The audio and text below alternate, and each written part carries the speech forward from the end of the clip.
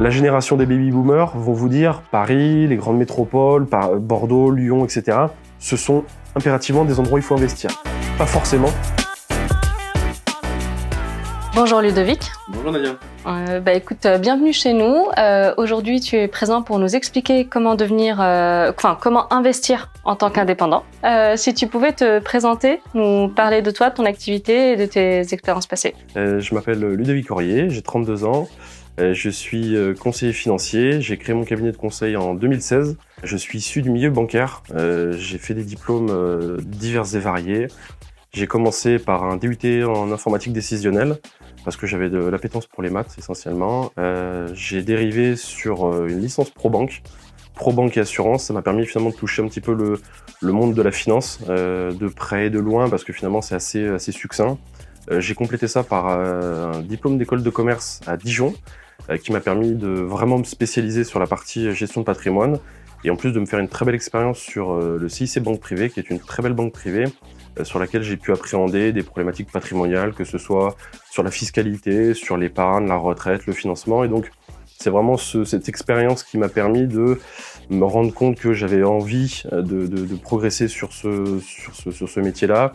Et donc, je me suis dit assez rapidement que se monter en tant que société, en tant que conseiller financier, ça avait du sens. Voilà. D'accord.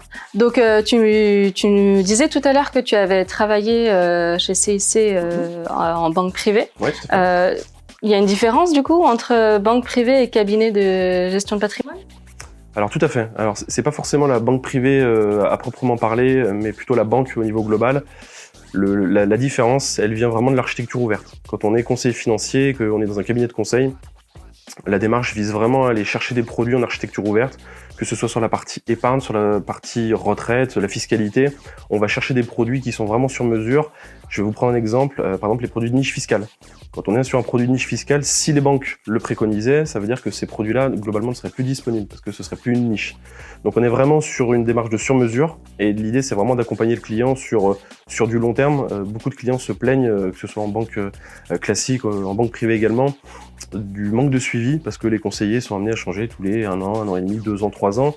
Et avec un cabinet de conseil, comme c'est vraiment intuitu personnel, c'est vraiment la confiance qu'on a du client qui va faire en fait et qui va consolider la relation dans le temps. Donc c'est vraiment ce côté-là sur mesure, en plus de l'architecture ouverte qu'on va développer et mettre en place avec une sélection de partenaires qui est évidemment rigoureuse, qui va faire notre valeur ajoutée par rapport à une banque.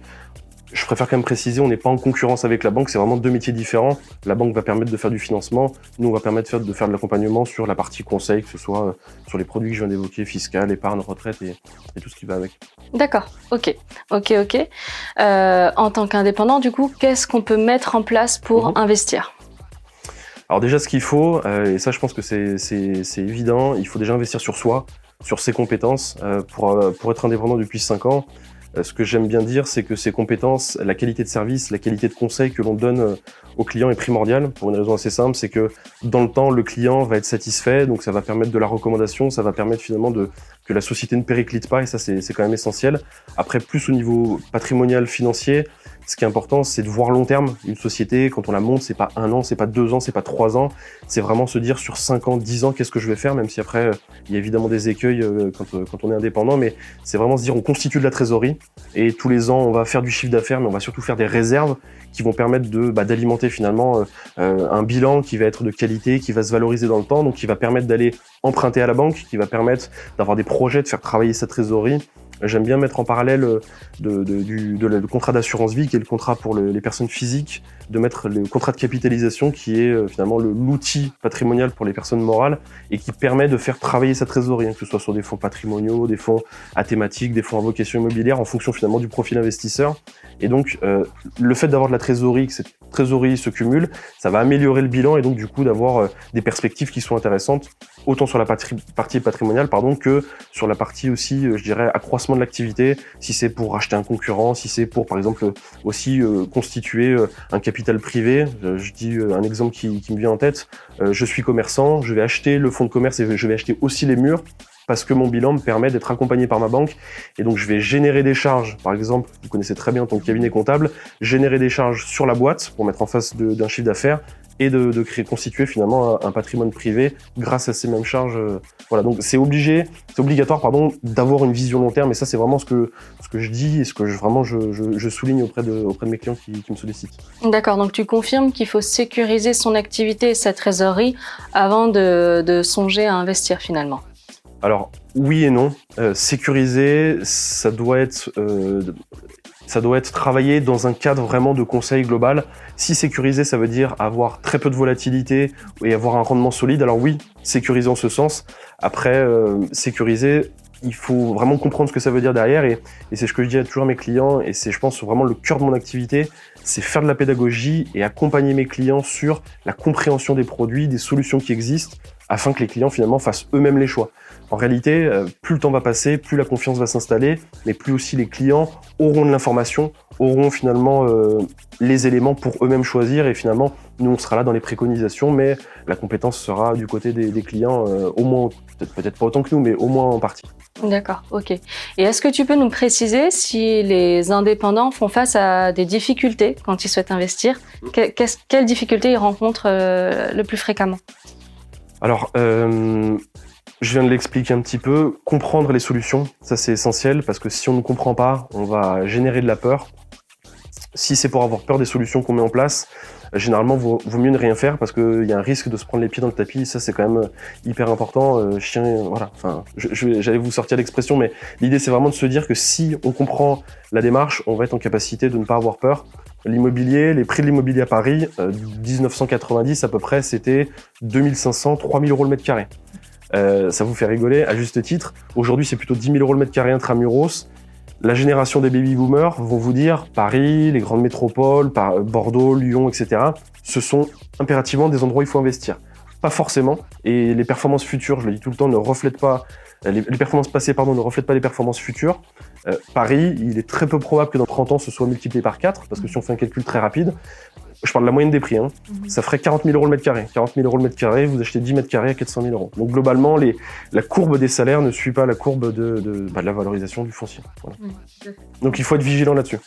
Ok, bon, effectivement, c'est bon à savoir. Est-ce qu'il y a des solutions simples, du coup, pour investir ?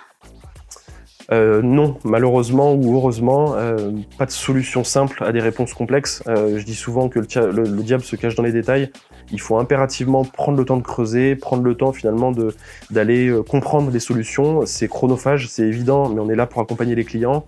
Et puis, si on ne comprend pas, ça va générer encore une fois de la peur, de l'incompréhension et potentiellement des mauvaises décisions qui vont être finalement rédhibitoires pour la suite de l'investissement. Donc, il vaut mieux y aller crescendo, c'est ce que je dis, bien comprendre.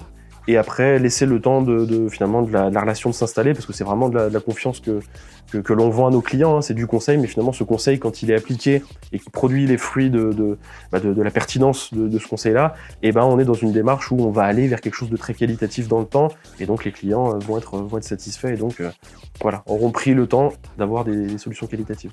D'accord, ok. Et est-ce qu'il y a un type d'investissement ou plusieurs types d'investissements qui sont le plus couramment utilisés ? Il faut répondre à cette question sans citer le mot crypto-monnaie. Alors, les Français adorent l'immobilier. Donc on vend beaucoup d'immobilier, on commercialise des solutions immobilières qui sont attractives, que ce soit des résidences services seniors ou du meublé qui est rénové, entre autres, parce qu'il y a deux choses qui sont en train de changer au niveau de l'immobilier, c'est d'actualité.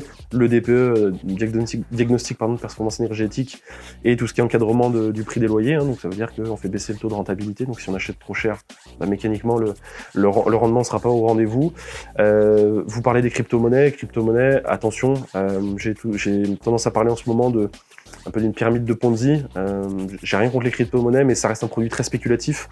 Aujourd'hui, il y a pléthore de liquidités en circulation, pour des raisons assez simples. Le Covid a fait bloquer les économies, donc du coup, la Banque Centrale Européenne et la Fédérale Réserve ont injecté énormément d'argent, et cette quantité monétaire fait que aujourd'hui, on investit, les investisseurs dans le monde entier ont investi énormément dans des actifs qui sont à la fois qualitatifs, certaines actions, et des actifs beaucoup moins qualitatifs, en tout cas à mon sens, qui sont les produits spéculatifs. Là aujourd'hui, on parle de NFT en plus pour compléter la blockchain.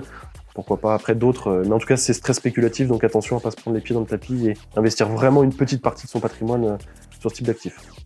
Et est-ce que les investissements, quels qu'ils soient, subissent des préjugés? Bon, vous parlez de l'immobilier, ça se rejoint peut-être, mais... Bien sûr. Alors, les préjugés, je dirais, ils sont plus sur les marchés financiers parce que les Français ont une aversion un petit peu pour ce type de placement, ce qui est assez surprenant parce que les marchés financiers, finalement, il faut bien comprendre ce que c'est. Ce sont des entreprises qui sont cotées et qui créent la valeur ajoutée aujourd'hui dans l'économie, ce sont les entreprises. On l'a bien vu là avec récemment, même si c'est un sujet assez polémique, mais sur les vaccins. Les vaccins, c'est ce qui a permis d'apporter beaucoup de valeur ajoutée et donc de sortir de cette situation sanitaire qui était quand même désastreuse. Les entreprises créant de la richesse, il faut aller investir sur ces entreprises pour aller finalement développer à la fois le chiffre d'affaires de ces mêmes entreprises qui emploient des salariés, qui créent finalement le PIB de notre économie, qui génèrent de la TVA pour les recettes fiscales, etc. Donc on est vraiment dans quelque chose, je pense, qui est essentiel. Alors évidemment, les marchés financiers, il y a tout et n'importe quoi, il faut vraiment faire attention, mais en tout cas, les marchés financiers sont essentiels. Et oui, il y a des préjugés, mais je pense que les préjugés sont assez négatifs et à tort. D'accord, ok. Ils disparaîtront peut-être un jour, il y a peut-être une modification dans le temps. Il faut faire de la pédagogie. Et c'est pour ça que je fais beaucoup de pédagogie auprès des clients, c'est pour les amener à voir les informations, pour comprendre et être à l'aise avec ces solutions. Après, derrière, oui, je vais pas faire du conseil sur certaines actions. Pourquoi? Parce que je suis pas trader. Ce qui compte, c'est vraiment se dire, on diversifie, on a un horizon de placement, et après, derrière, on va, avec des convictions, investir sur des thématiques comme l'intelligence artificielle, la transition énergétique, ou alors sinon la robotique, enfin des choses qui sont vraiment dans l'air du temps et qui sont des méga tendances à la différence d'effets de mode, comme vous l'avez indiqué. Je pense les crypto-monnaies qui sont des effets de mode qui passeront comme il y en avait déjà eu, comme il y en aura encore dans le futur. Si ça te va, on va basculer sur un jeu de questions-réponses un peu plus rapide. Ok. Et on va répondre comme des freelances, bullshit ou no bullshit, Ok. si ça te va. Première question, est-ce qu'on peut investir sans apport? Alors on peut investir sans apport, oui, dans des conditions quand même très limitées, parce que l'investissement aujourd'hui, si vous ne mettez pas les frais, parce que je pense que l'investissement, c'est entre autres l'investissement immobilier auquel vous faites référence, si on ne met pas les frais, ça fait augmenter le risque crédit, donc la banque va avoir du mal à vous suivre, hormis si vous avez déjà un patrimoine immobilier en place ou vous avez beaucoup de liquidités, ce qui peut être le cas, mais globalement, je recommande de mettre l'apport, uniquement l'apport, comme les taux sont bas aujourd'hui, mais oui, c'est possible dans l'absolu de faire sans apport, c'est pas forcément ce qu'on recommande et ce qui est le plus simple. D'accord, donc effectivement les conditions changent derrière s'il n'y a pas cet apport. Très bien. Ça peut changer en tout cas, parce que ça fait augmenter le risque de la banque. Donc c'était pas bullshit. Non, pas bullshit, c'est ça. Est-ce qu'investir en bourse est accessible à tous? Oui, tout à fait. Tout à fait, il faut justement dans les préjugés là qu'on évoquait, investir en bourse, ça peut être avec 100 € par mois, 150 € par mois sur des fonds d'investissement qui sont finalement très qualitatifs, soit trimestriellement, soit mensuellement, soit finalement en fonction de ses moyens. Mais en tout cas, ce qui est intéressant, c'est de commencer à investir. Et quand on se met le pied à l'étrier, après derrière, on comprend derrière le cheminement. J'aime bien dire qu'il y a une vraie différence entre connaître le chemin et arpenter le chemin.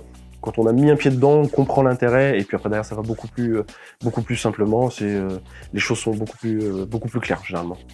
Ok, très bien. Et est-ce qu'il y a un bon moment pour investir? Oui et non, bullshit, no bullshit. Encore une fois, les phases de baisse doivent être l'objet, à mon avis, de moments d'opportunité pour l'investissement, parce qu'on achète l'actif pas cher. Évidemment, il ne faut pas acheter n'importe quoi, et la discrimination doit être au cœur de la démarche.